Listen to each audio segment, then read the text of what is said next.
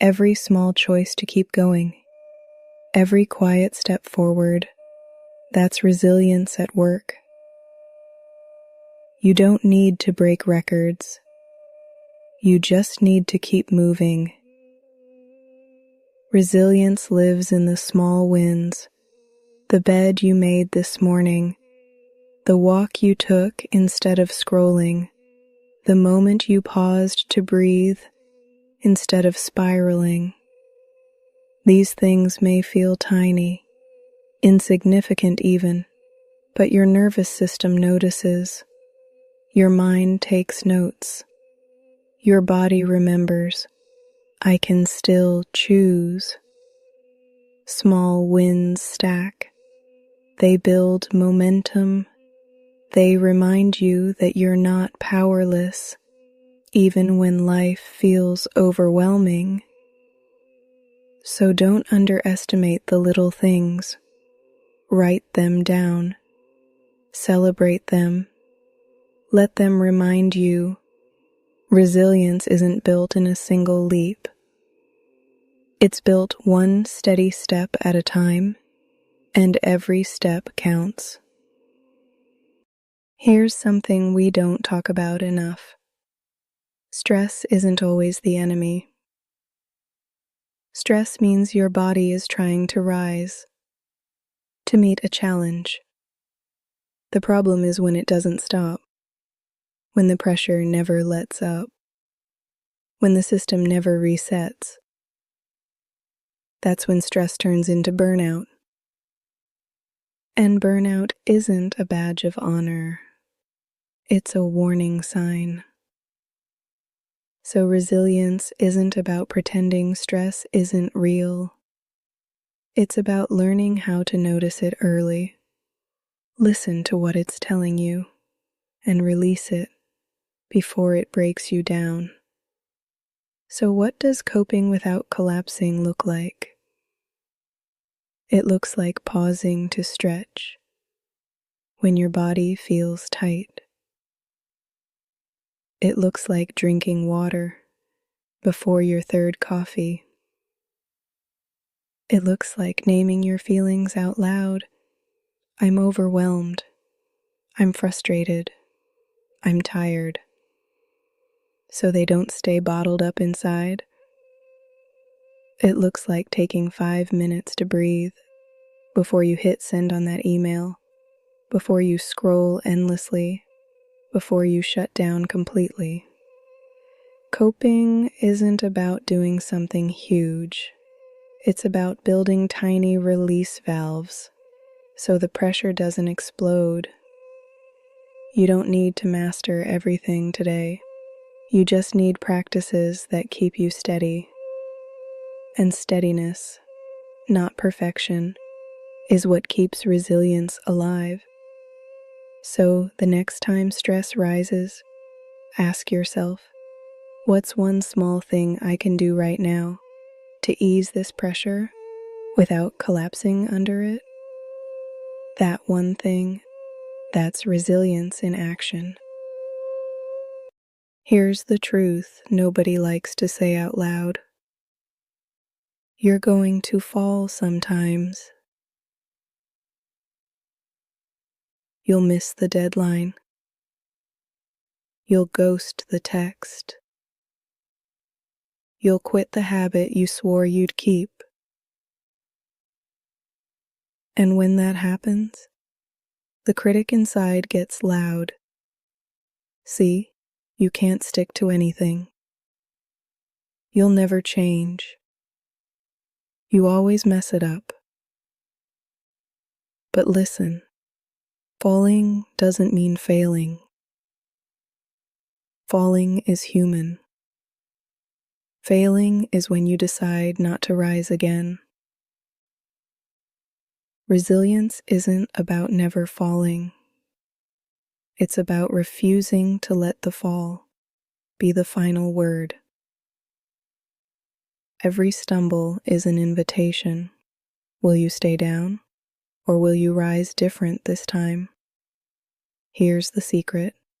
Setbacks can be fuel. When you pause to ask, What did this teach me? The fall becomes information, not condemnation. Missed the workout? Now you know mornings drain you, so maybe evenings fit better. Fell back into old habits? Now you know the triggers, so you can plan your environment differently. Every setback carries a seed of strategy, if you choose to look for it. And when you rise again, you're not starting from zero.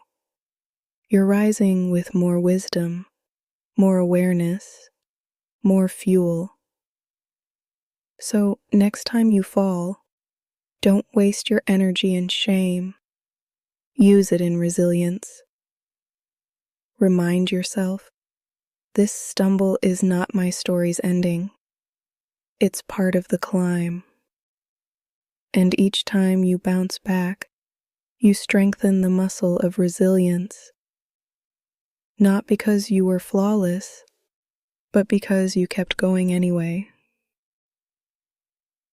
Let's be real, your energy isn't infinite.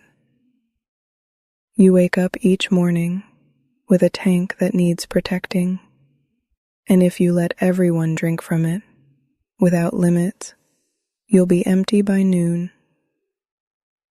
That's why boundaries matter. Not because you're selfish, not because you're cold, but because your energy is sacred. Resilience isn't about pushing yourself until you break. It's about knowing what drains you, what fuels you, and choosing wisely. So stop thinking boundaries make you hard to love. Boundaries are what make love sustainable. Because when you protect your energy, you show up more present, more steady, more real. So, what do daily boundaries look like? It might be saying, I can't talk right now, but I'll call you tomorrow. It might be turning your phone on silent after a certain hour. It might be giving yourself permission to say no without explaining yourself 100 times. And listen, boundaries don't have to be perfect or permanent. They can shift as your needs shift. But the key is this. Boundaries keep you from leaking energy into places that don't deserve it. That way, you can pour into the places that truly matter. Try it now. Pick one small boundary you could practice today.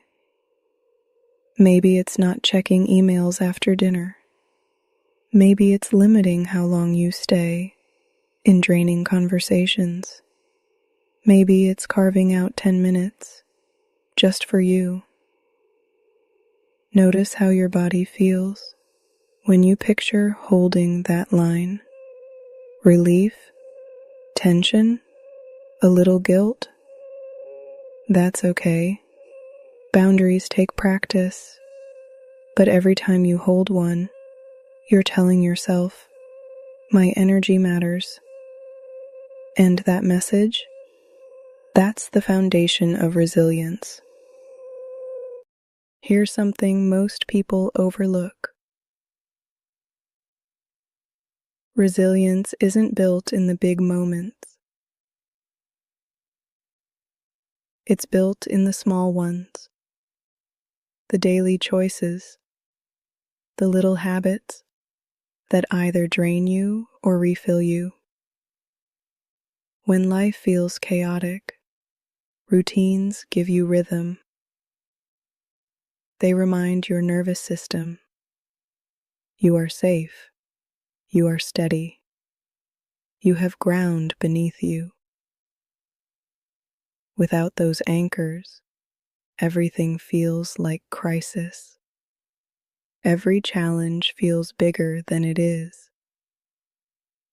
But with simple routines, your body and mind learn to trust stability, and that trust makes it easier to handle disruption when it comes.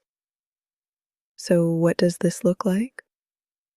It's not about strict schedules or forcing yourself into rigidity. It's about rhythms that restore you. It might be starting your morning with 5 minutes of silence before checking your phone.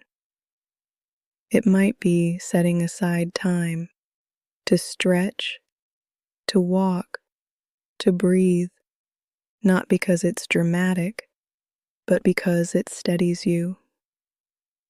It might be ending the day by writing down one good thing that happened, so your brain learns to release stress instead of carrying it into tomorrow.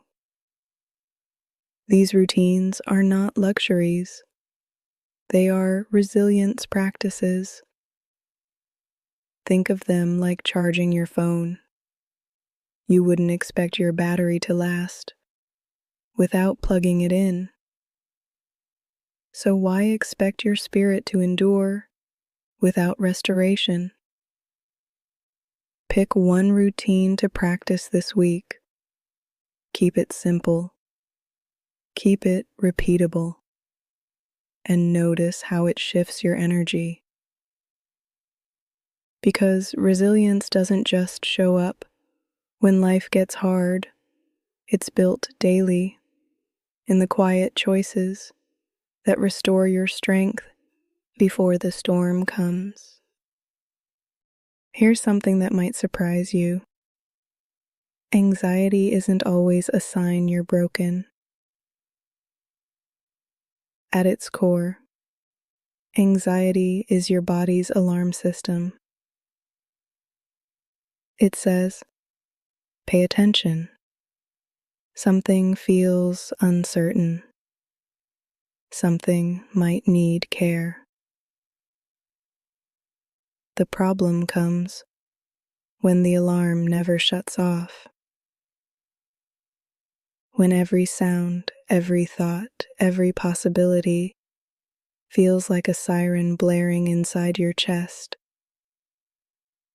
That constant alarm drains your energy, steals your focus, and convinces you you're powerless.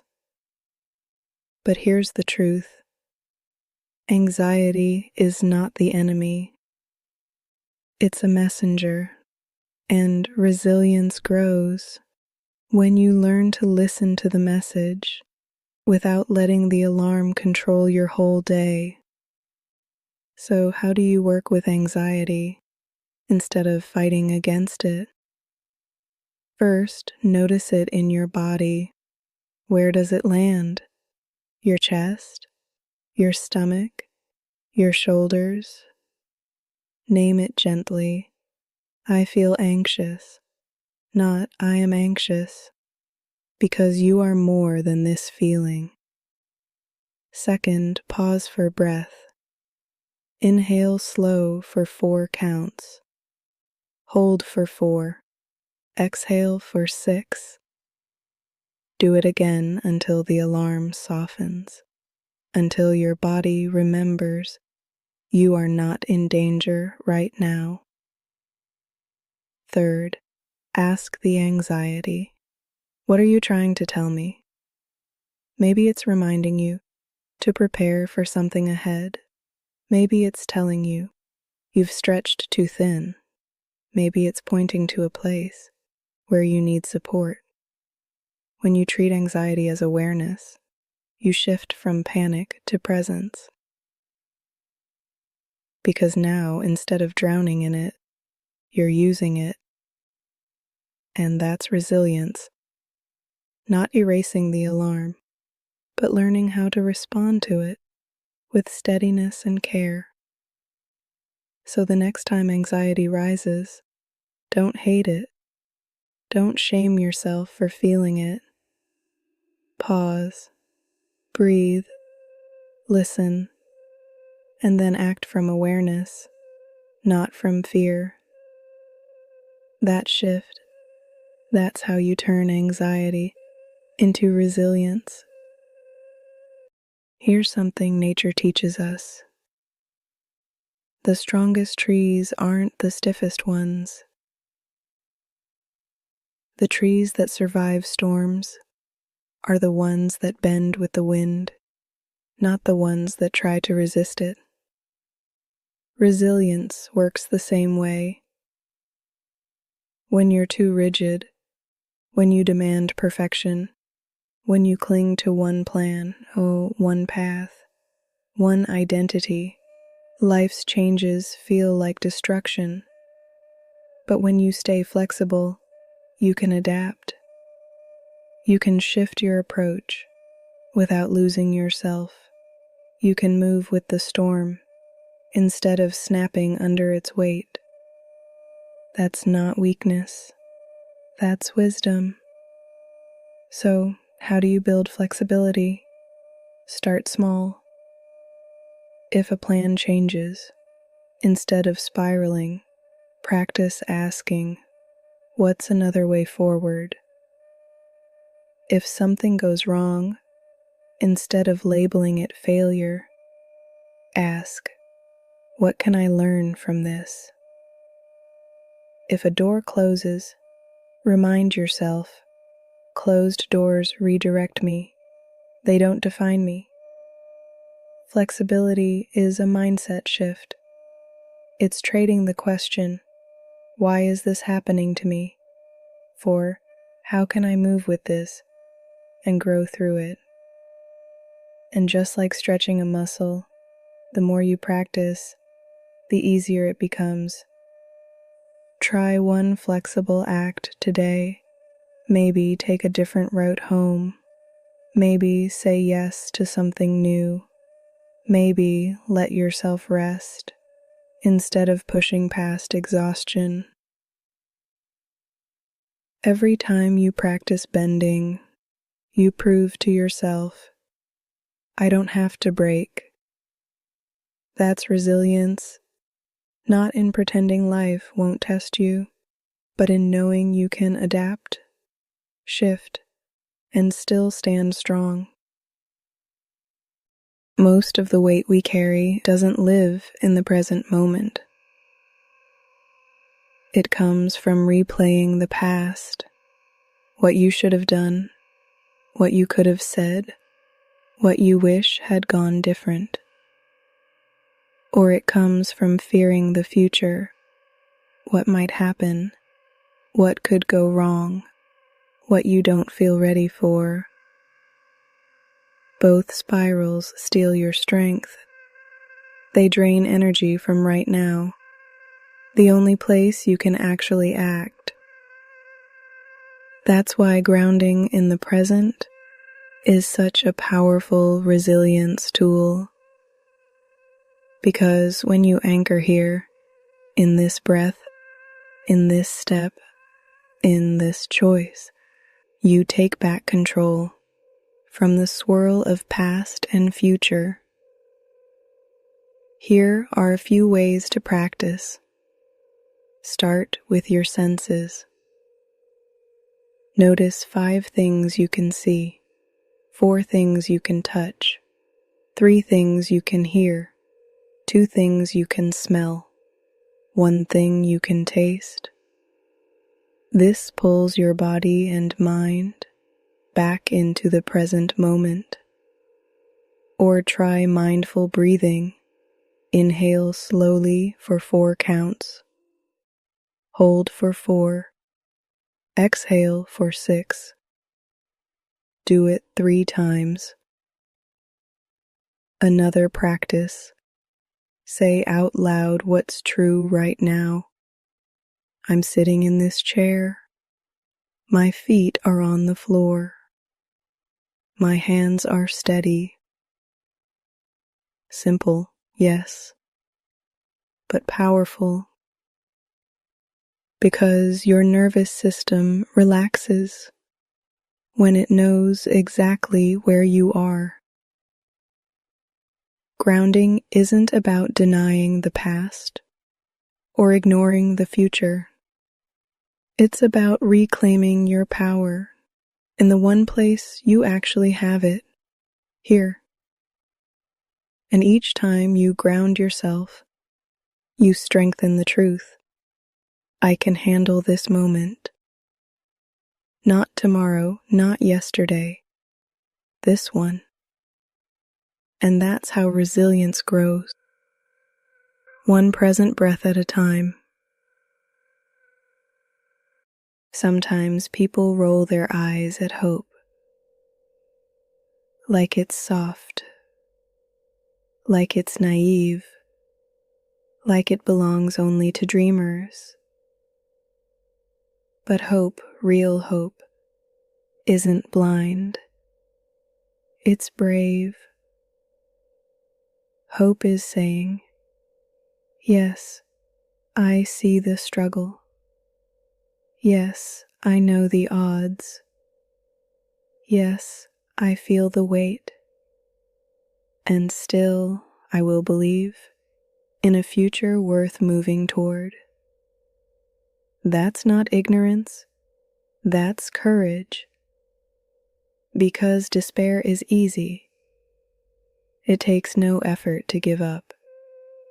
But hope is a daily decision to keep walking when the road feels long. And that decision is what fuels resilience. So, how do you keep hope alive, especially on the hard days?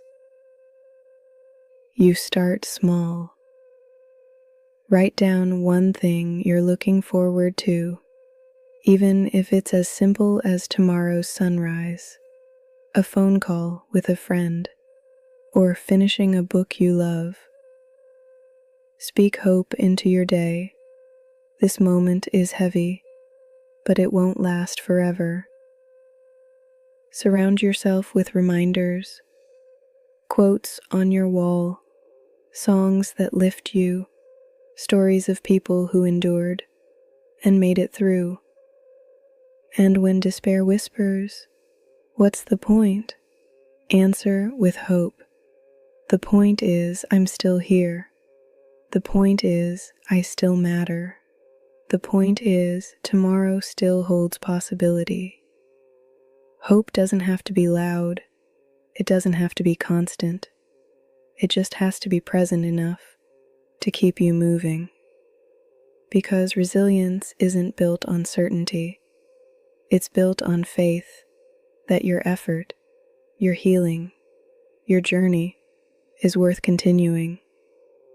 So let hope be your fuel, not as fantasy, not as denial, but as daily courage, the choice to rise again, to step forward, to keep building tomorrow. We've walked through the truth tonight. Resilience isn't about being unshakable. It's not about never falling, never stressing, never breaking down. Resilience is about rising again. It's choosing small wins daily. It's setting boundaries to protect your energy. It's learning to breathe through anxiety, to bend instead of break, to root yourself in the present moment. Resilience is fueled by hope, not blind optimism, but the quiet courage to believe tomorrow still matters. And when you put all of that together, you see resilience for what it really is. Not perfection, but persistence. Not being untouched, but being unbroken. That's the strength you carry now. Take one more breath with me. Inhale steady. Exhale slow. Hold this truth in your chest. You are more resilient than you give yourself credit for. And resilience practiced daily becomes not just survival, but strength. But the journey doesn't end here. Resilience is powerful, yes, but it deepens even more when paired with understanding. At 9 p.m., Satoshi Tanaka will meet you. His voice carries calm precision, the balance of Japanese and English rhythm, the wisdom of emotional literacy. Where I have guided you to practice resilience in action, he will guide you to understand the language of emotions themselves so you can name them, navigate them, and never be ruled by them. So breathe once more. Inhale resilience, exhale readiness, and step forward from surviving with strength to understanding with clarity. Strength isn't always loud. Here's the thing about resilience. It's not always about being tough, loud, or unshakable. Sometimes resilience is soft. It's showing up for yourself when no one else is watching. It's sending the text you've been avoiding. It's getting out of bed on the day your body feels heavy. It's choosing water instead of numbing out again. Strength doesn't always roar. Sometimes